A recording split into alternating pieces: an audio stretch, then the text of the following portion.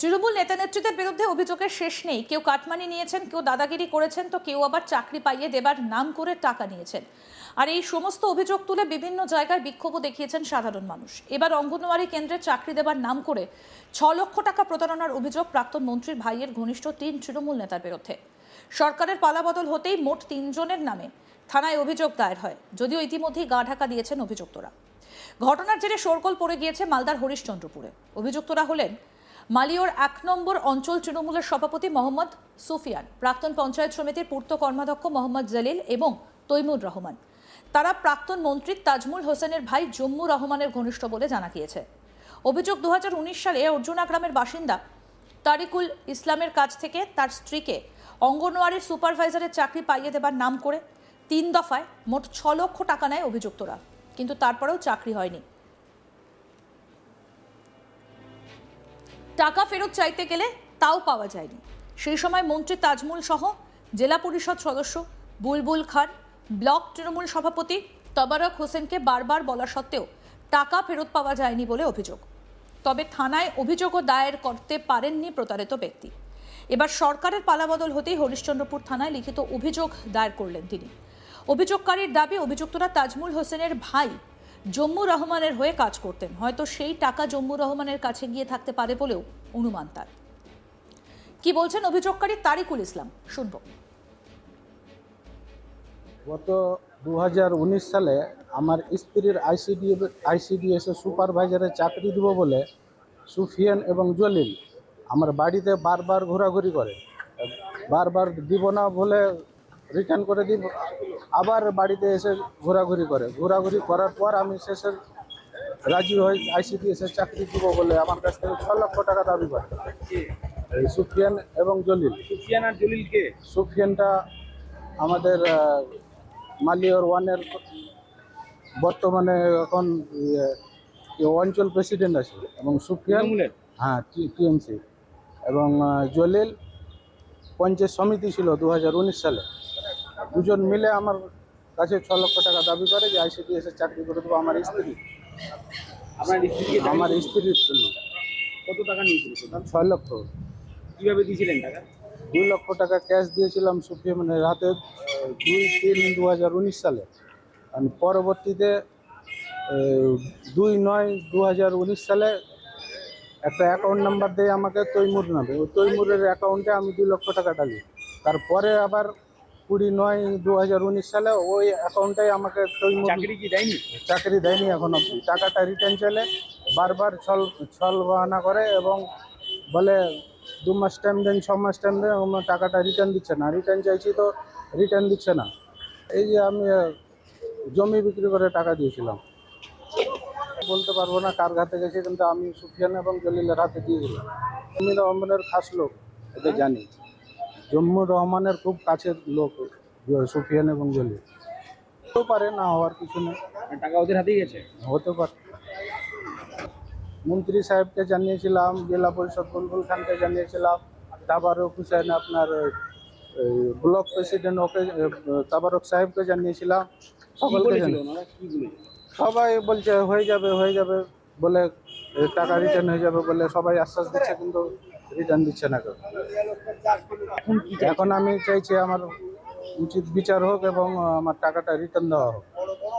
দিতে হবে ওদেরকে। আমার জমি বিক্রি করা টাকা আছে, মেহনতের টাকা আছে, সমেত টাকা আমাকে রিটার্ন চাই। আমি অভিযোগ করলেন? থানায় অভিযোগ দায়ের করেছি। আইসি সাহেব স্টেটমেন্ট চাইলো, আমি স্টেটমেন্ট উঠিয়ে দিয়েছি। কেসও ফাইল হয়েছে। আইসি সাহেব বলেছে যে সময় দেন, টাকাটা রিটার্ন হবে। আইসি সাহেব এটাই কথা বলে আমাদেরকে আশ্বাস দিয়েছেন। নতুন সরকার সময় আশ্বাস ভরসা রেখেই আমি থানাতে ডায়েরি করেছি। এতদিন করতে পারছিলেন না? এতদিন কথাই শুনছিল না, তো বললে কথা শুনছিল না। আমার না ফাঁসিয়ে দিবে বললে আমাকে হুমকি দিচ্ছে। কে হুমকি দিচ্ছিল? ওই জলিল এবং সুফিয়ান। অন্যদিকে তৃণমূল বিধায়ক মতিবুর রহমানের সাফাই, অভিযুক্ত আর অঞ্চল সভাপতি পদে নেই। নির্বাচনের আগেই তাকে বহিষ্কার করা হয়েছে। কি বলছেন তৃণমূল বিধায়ক মতিবুর রহমান, শুনবো।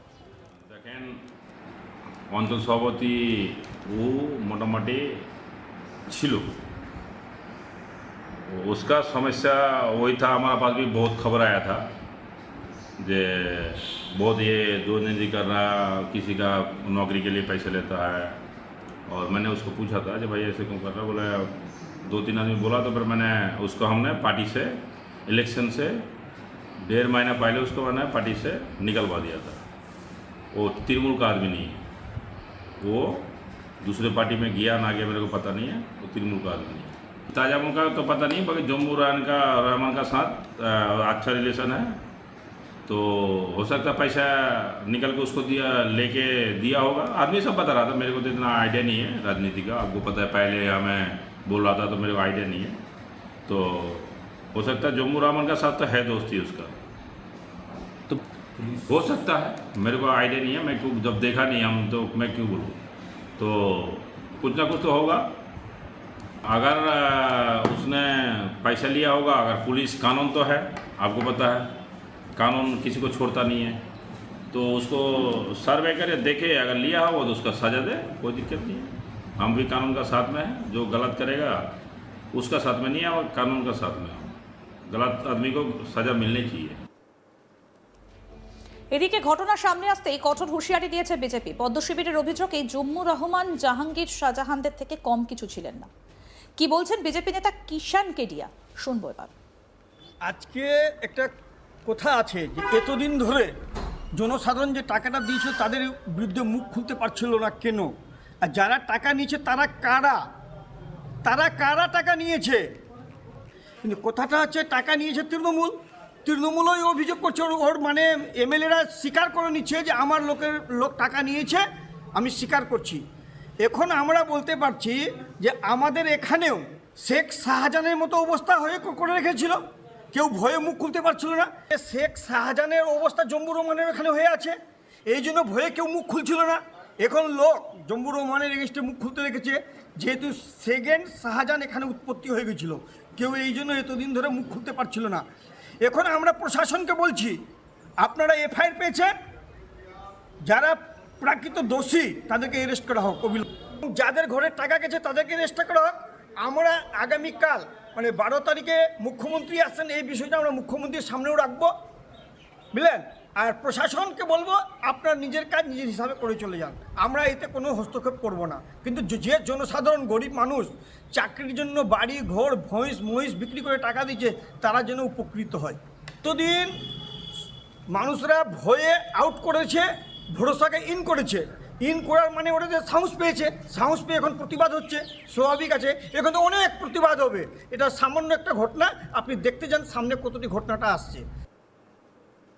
আরও আপডেট পেতে দেখতে থাকুন আজ তাক বাংলা, সাবস্ক্রাইব করুন।